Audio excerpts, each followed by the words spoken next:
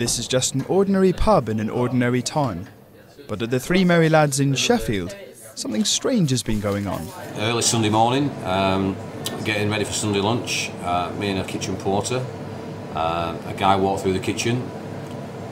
We just said, what was he doing walking through the pub? So we went out into the pub to follow him, couldn't find him anywhere. Checked all the doors, nowhere to be seen. And then 2 or 3 weeks later, a young lady came in with a photograph of a relative who used to be the landlord of the pub a few years ago. And sure enough, this is the guy that we saw walking through the kitchen. Exactly the same fella. Had died 40 years previously, so make of that what you will. But now they might be able to work out if there is anything going on, with the help of Peter Willis. He's the founder of a new company, Paranormal Pubs, and is trying to prove that there might actually be something spooky hiding out behind the bar. So Peter, how did you start the business? Well, because I'd seen a lot of it on the television, I knew that it was, quite an interest area, and I knew it was quite in kin with my beliefs of spiritualism, in that spirits do haunt pubs. A lot of pubs have history, and so because of the age, there's got to be things happening there.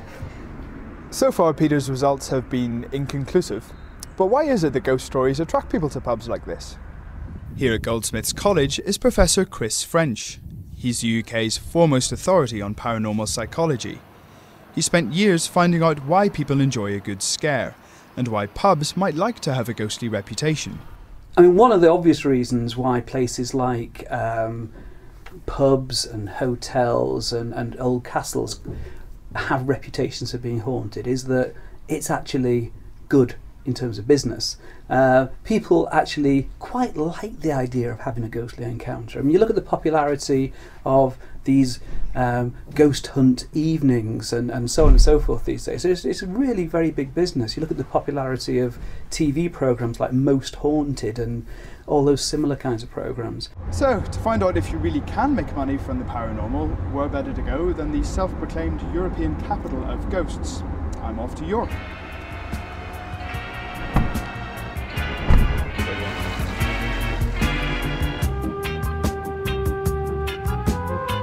Over 7 million people visit York every year, bringing in around £400 million for local businesses. And ghost walks around the local haunts are pretty popular.